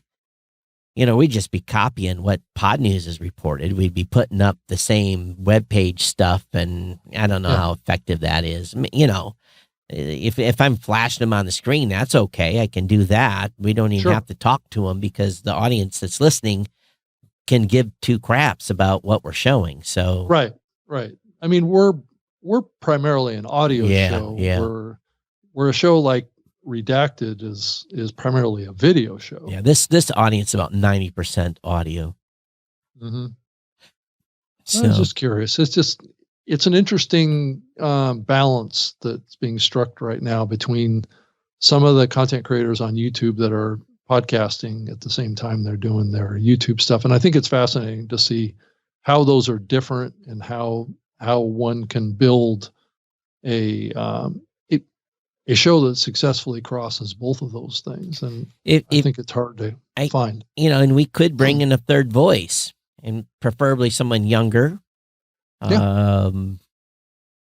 There's potential there. And well, I mean, I think we do. I mean, but they're guests, right? Yeah, but if we maybe the goal is to have a rotating pool of 3-4 people that are on a regular guest, right? Or maybe someone will fit into becoming a permanent contributor to the show and a participant. So something to think about. Let's think about who that might. Well, where you find that right from this listening audience. So anyone young that wants to participate, younger that's very impactful in the podcasting space too. I think right that it's a leading voice. At least you know what you're talking about and don't have to can follow along in the conversation. Yeah, that's the key. And come give it. Think of a couple people. And bringing in some different perspectives, because I'm always about perspectives. This was like my team. I like to listen to their perspectives. Sometimes I don't agree with their perspectives, but I want to listen to their perspectives. Mm-hmm. And they sway me sometimes. They don't always sway me, but. Yeah, I'd love to hear any feedback that anybody listening to this on who you might think might be a good third co-host here. Yeah. So always open for change. See what happens. Okay. Mike said that that gal you're talking about, she worked for Twit at some point in time too. The gal that was on Redacted, the guy's wife. Oh, Natalie Morse. Natalie Morse. Yeah. Okay. Well, we've been here a while, and we're going to get out of here. We're already late to get out. This makes for a longer show, longer edit. Yeah. And also, just what I mentioned too, I think Leo Laporte's still doing his thing. But I heard he announced his retirement. I think it's coming. I'm not sure what the date is for that, but I know that he's still cranking out, how many people is he going to fire this time? Because remember, last time he was going to retire, he was looking for his replacements, and then he fired a bunch of people. Oh, that's right. That's right. Tom Merritt was supposed to be the man. Tom Merritt, right. And I think a couple others have kind of come into that. So I wonder if I'll see Leo next week at CES. It'd be interesting to see how he thinks he's going to transition his network. He's the linchpin over there, so it's been his strength and his weakness at the same time, right? For many years. Yeah. So by the way, for those of you still hanging, we will be live at CES starting on Thursday of next week. So there will be no new media show next week because I'm going to be in Vegas.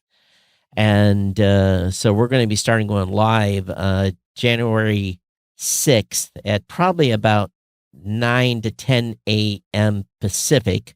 We'll have the live stream here. We'll be lit as well. So we'll be watching the lit off comments coming in. Should be interesting this year. I'm just showing up and being talent. Thank God. Scott Ertz is taking care of from the Plug Hits podcast. He's the one taking care of all the other stuff. Kirk, one of my podcasters at GNC Weekly, is going to be there. Don Bain, the Gadget Professor, is going to be there. And once again, we'll do about 40 or 50 hours live. And then I arrive back here on January. Let me look at the date here. I think I was given the wrong dates. We go live on January 5th, not 6th. And then I'll be back here January 9th. But I do have federal jury duty, Rob. So we'll see if I get called for jury duty that week. One way or the other, we'll do the show if I can, but I might be sitting in a jury box debating someone's fate. Wow. Okay. Well, we'll do what we need to do. So yeah, we'll switcheroo it at some point, do something. But okay, Happy New Year, everyone. I'm Todd at Blubrry.com, at Geek News on Twitter. And I can be found on Twitter as well, at Rob Greenlee. And you can also reach me off of a new email address. Oh, Todd. Rob at podbean.com if you want to shoot an email, or Rob G. Both work. So okay. I got that one. That was an upgrade for me moving from Lipson, is that I get Rob your own ads. Rob. Right. So anyway. And I have seen the other Rob talking on Mastodon, which is kind of interesting. So he's made the transition over there. Yeah, and we've made our selections. I don't know if you got the email on the Hall of Fame too. We voted, so don't know who the winners are. We kind of know. We're just confirming them. Right now. Oh, okay. Did everybody vote? Nope. Oh. Oh, that's interesting. A certain percentage did not return the email. Let's put it that way. Oh, okay. And it's a pretty strong class of inductees, I have to say. Oh. So Oh. Yeah. Will I be happy? I think probably you're probably more happy than even you were last time. Oh. So it was a strong group last time. it was, but this group is extra specially strong. I'll just put it that way. You're probably saying something you shouldn't at this point. So Well, I'm just, I think with the Hall of Fame, what you want is a group of inductees that had an impact on the medium. That's right. Right. Yeah. And I think we safely have that in this group. So, and I like how the new voting was. Yeah.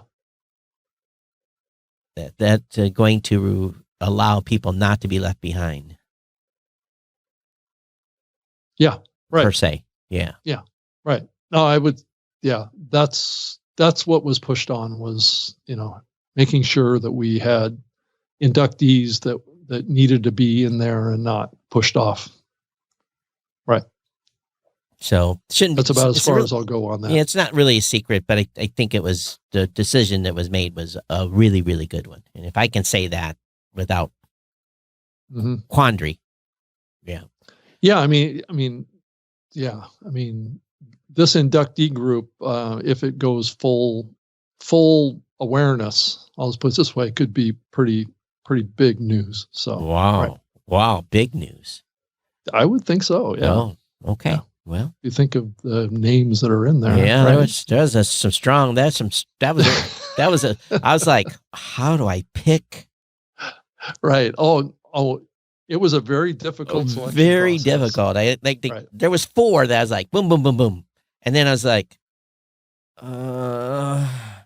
yeah, painful. I'm trying to leave your favoritisms alone. What has this person done? Because you have to throw that out. Well, you have some people that have contributed nonstop to the podcasting medium right forever, and then you have some people that had a big contribution for a short period of time. Right. And so that was the hardest part about it, is because those early contributors Yep.